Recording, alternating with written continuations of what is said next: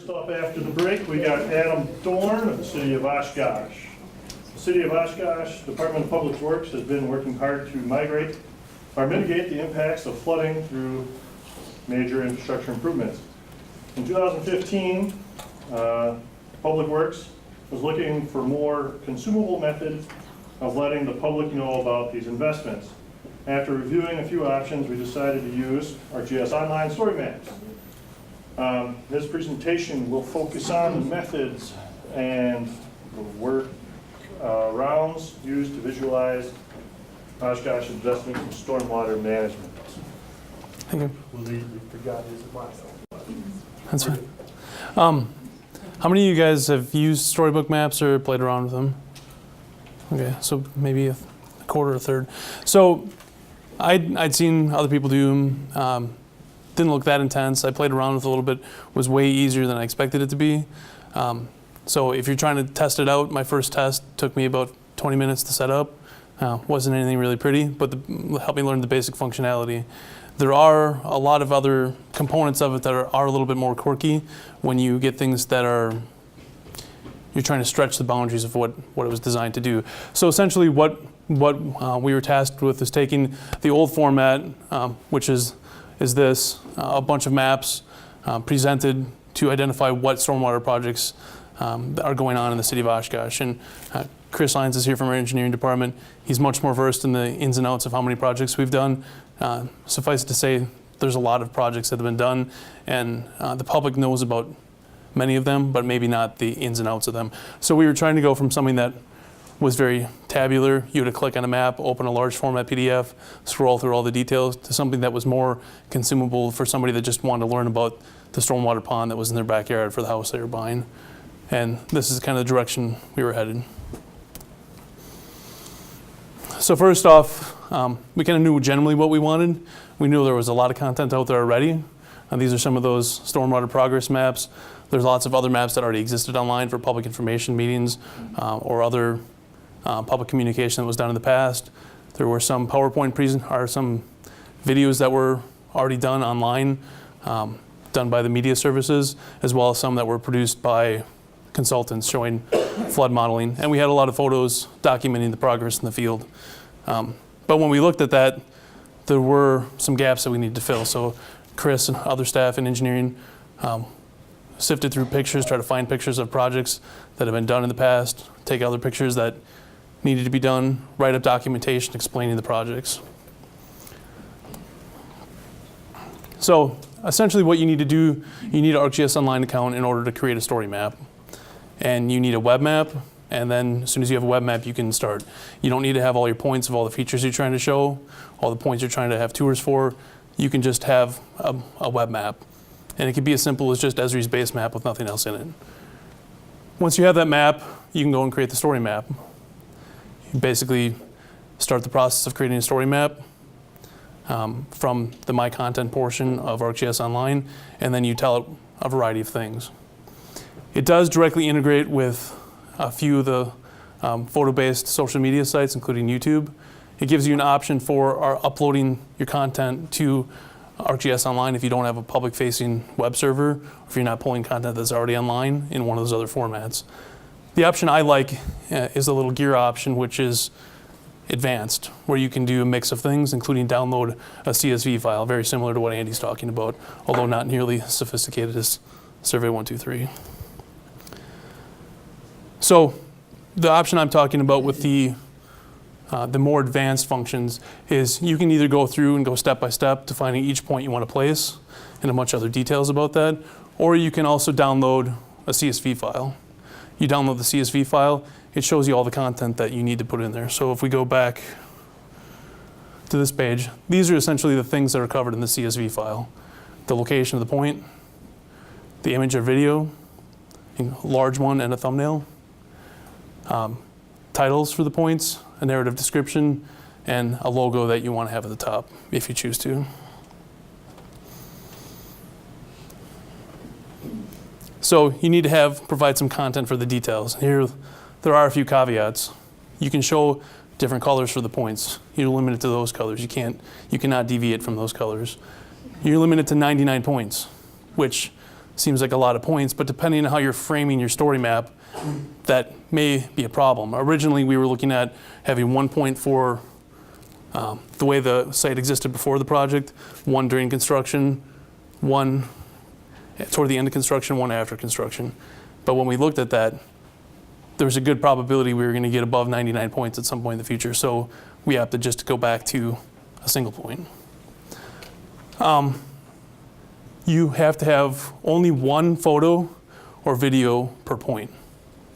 And that was a challenge for us because we wanted to have those different stages of the project. So we had to work around for that.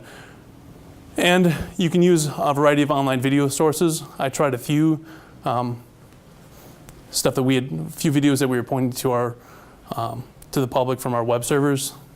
That was a little bit challenging. The YouTube integration worked really well, and you can get URLs specific to time points in videos. So if you have a long video, you can have it go in and hit a specific time point in the video, which is helpful.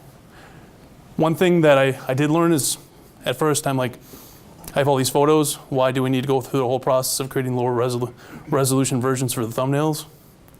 You want to create lower resolutions for the thumbnails because if you put it out there with the full resolution, it makes the application really slow. All the thumbnails just drag when they try to load.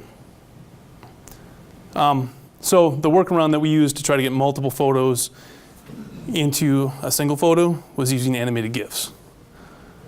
So it does support GIFs, and surprisingly, it supported animated GIFs.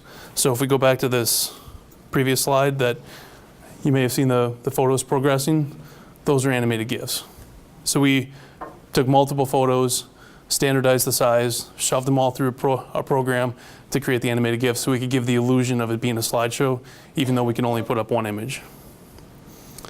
I do have the software listed here that I used, although I doubt anyone else will ever find it. It's one that we had a license for from probably 10 years ago that still worked in Windows 7, so that's what I was allowed to use. There are also considerations you want to have for how many characters you can put in the title for the points, as well as the narrative description. It seems like a lot of characters, not that big a deal. Well, you can embed HTML code, including hyperlinks. So if you have a couple really long hyperlinks, it really eats up that space very quickly. So you want to take that into consideration. And that was some of our time constraints, having very good narratives written by the engineers that then needed to get truncated because there wasn't enough space to put all the stuff that they wanted to write. After that, you can go through some customizations of how you want it to look and feel. Colors, what kind of logo you want, the default zoom level, very similar to what Andy was showing in the previous presentation. And there are occasionally some weird hiccups. I added a few times where I was trying to put the logo in and didn't grab the right logo. The logo I grabbed didn't look very good. So I switched out the logo and it would only go back to Esri's logo. So then I have to close all out and go back in. That didn't happen very frequently, but there are some bugs. And then you have to save your map and make it public. The only challenge I found there is to make sure that I have the same settings on my web map as I do the application. Because if you're not sharing the web map, they can't see it and it doesn't work very well. So for those of you that have used this, you've probably already experienced most of those things before. Here are some of the lessons learned. There's a limitation on mobile support. It does automatically downsize to the screen size of the device you're using, which is awesome. That was one of the things we liked about it. But when you start to put the full narratives in, this particular screenshot, you can't scroll at all. You get to a mobile phone, you can read it, you can't see any of the photos, or if there's a lot of text, you can't even scroll up. So I called Esri. It's a known bug that they are aware of, and they're working on. Hopefully, the fix to that will come out soon. So how did you get around that? Shorten the text? We shortened it as much as possible, and we debated about it internally and decided it was way better than anything we were publishing now, and just to accept that. It will work on some mobile devices, but you need to have a large screen size. So it'll work on a small tablet much better than a small smartphone. The other issue is the number of points. So if you think that your application is going to grow in the future and you may have over 99 points, you might want to reevaluate your methodology and how to do that. And it's not like you can't figure that out after the fact, but the lessons we've learned is the more stuff you have dialed in right away, the smoother the rest of the project goes. And then the single points per video, as we talked about before, creating the animated GIFs. And as Chris can attest, the timing of the sequence of the slides is important. At first, I did it too fast, and he and many other people told me that it would probably cause people to have seizures.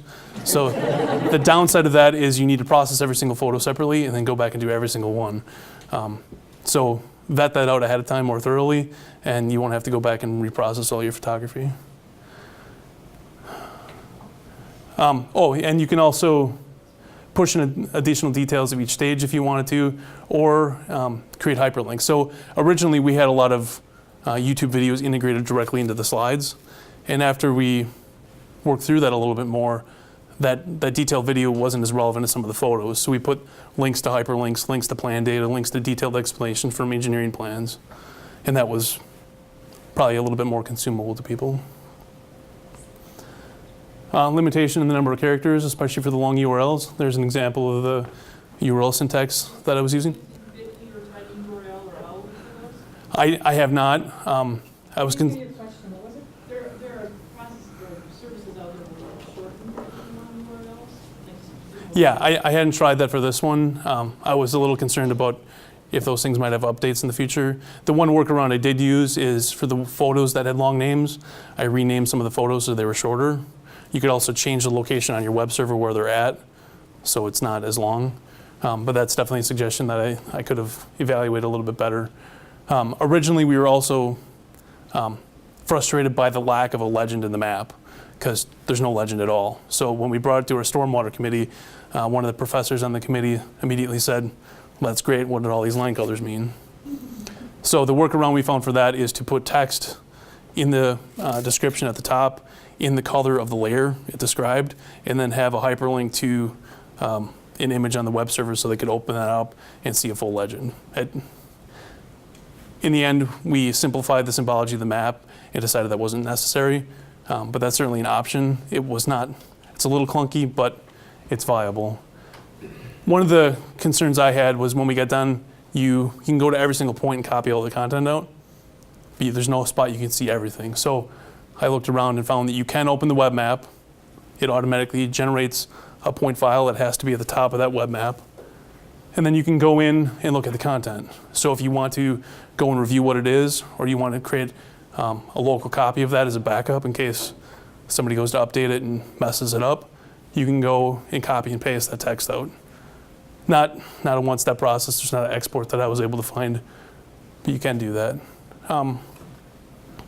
This is also pretty cool, a little bit different than this, but if you're wanting to back up your entire application, you can go to Esri's Assistant, ArcGIS Online Assistant.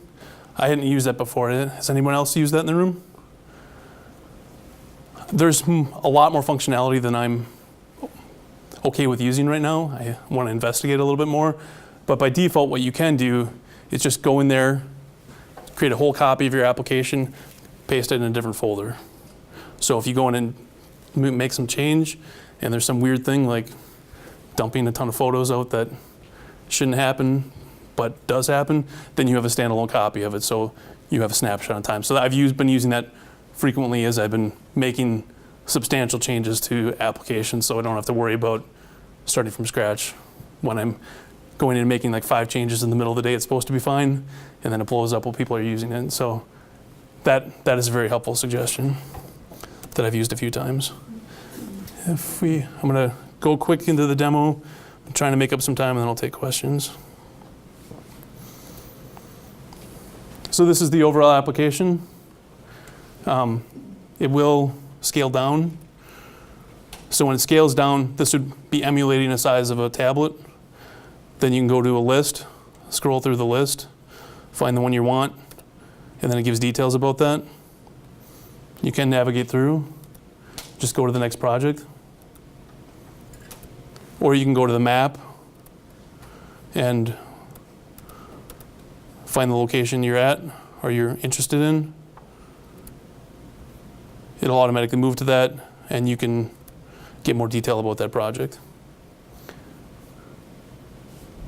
When it's expanded in the entire way, you have a little bit more freedom than you do in the smaller format, where you can read all the text. You can also hide that text. you can make the photos larger. And this is where we tried to balance a lot the size of the photos to make sure we'd get good quality without it reducing the speed. Because that's one of the first things that I tested on a mobile device. There was a lot of latency because I had large photos. But essentially, you can pan through these, find whatever you want, and it's a good starting place. Let me just find the example with some of the hyperlinks. So this is one of our larger, more complex projects. If you watch the slides, this is the parking lot in front of City Hall. That's the project, digging it up, putting a big box underneath it, and then putting the parking lot back on top. So if you're wanting to see more content about that, because that's obviously a complicated project, that's not a standard stormwater pond, you can read about the whole content. You can look at the PDF that had been put out online a long time ago showing the area that flows to that device. And you can also click on more information, which brings up a YouTube video showing the content, explaining that in more full detail. Anybody have any questions for me? Otherwise we can make up a little time. Yeah. What kind of response do you get from the public, and have you checked your accounts on? We've checked the counts. We put it out a few places. It went out to the Stormwater Committee. There have been good counts. It's not the highest viewed application we have. It's one of those cyclical things. If we were to have a major flood, I think we'd be getting a lot of hits on it, but hopefully that doesn't happen. And you can see these are the subset of projects we picked are ones that the city specifically did. There's other stormwater ponds that are on the private side that are not in this view. So there's a substantial number of projects that were put in the city. So it's been out, how many months? Do you remember, Chris, how many months it's been out now? 4 or 5 months? Is it closer to 6? So it's been out there a while, but the responses we've got have been good. They're just not as many hits as other portions of the website. Cool. Yeah. Yeah. You mentioned like stormwater management and construction projects. What other applications do you think this would have in the municipal side? Expanding it. That's one of the things we talked about, is showing other projects, private side projects, drainage plan projects, stuff not related to the stormwater utility. We've talked about some of the neighborhood efforts we've been doing to try to have quality of life efforts. It's been talked about doing a historic architectural tour of this, and there's been a quasi-private public entity that's debating about doing that, and we were discussing how to manage that effectively without having 2 people do it. There's a variety of projects like that would probably be a good fit. And what was the other one was for our, there's a historic Oshkosh committee, I'm forgetting the exact name right now, but they highlight unique architectural properties in the city, and that was discussed, as showing all those pictures and highlighting those more significantly to highlight them and make them more aware to the public more aware of them. Any other questions?